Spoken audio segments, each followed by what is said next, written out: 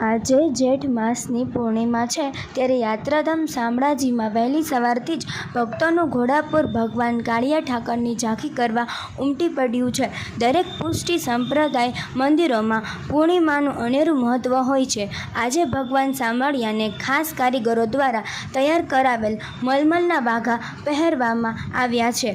ભગવાનને સોના આભૂષણોના શણગાર કરવામાં આવ્યા છે. ભગવાન વિષ્ણુને શંખ, ચક્ર, ગદા અને ગળામાં સોનાની વનમાળાથી ભગવાન શામળિયો ઝળહળી રહ્યા છે.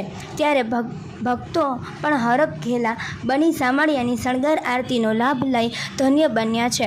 સમગ્ર ગુજરાત, રાજસ્થાન અને મધ્યપ્રદેશથી હજારો ભક્તો શામળિયાના દર્શન કરી ધન્ય બન્યા છે. મંદિરના પૂજારી દ્વારા દિવસ દરમિયાન આવતા તમામ મનોરથની ઉજવણી કરવામાં આવી રહી છે.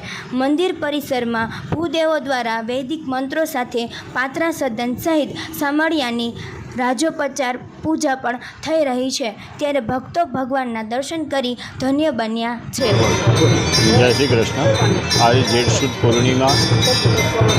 આજનું વિશેષ મહત્ત્વ એવું કે આમ તો જ્યેષ્ઠા અભિષેક સ્નાન હોય, પ્લસ આજે વટ સાવિત્રી પૂનમ પણ કહી શકાય એવી સુંદર મજાની આજે પૂર્ણિમા, અને તેના અનુસંધાને શામળાજી વિષ્ણુ મંદિર ખાતે ભગવાનને સુંદર મજાના શ્વેત મલમલના વાઘાથી સુસજ્જ કરી અને ભગવાનની સુંદર મજાની એવી ઝાંખી લોકો દર્શન કરી ધન્યતા અનુભવે તેવા સુંદર મજાના દર્શન.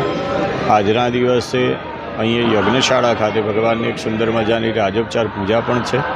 આજના દિવસનું વિશેષ મહત્ત્વ હોવાથી આજના દિવસે મંદિર દ્વારા સુંદર મજાના આયોજનો પણ કરેલ છે અને અનેક પ્રકારના ભક્તોએ દર્શન કરી ભગવાનની ધન્યતા અનુભવી છે.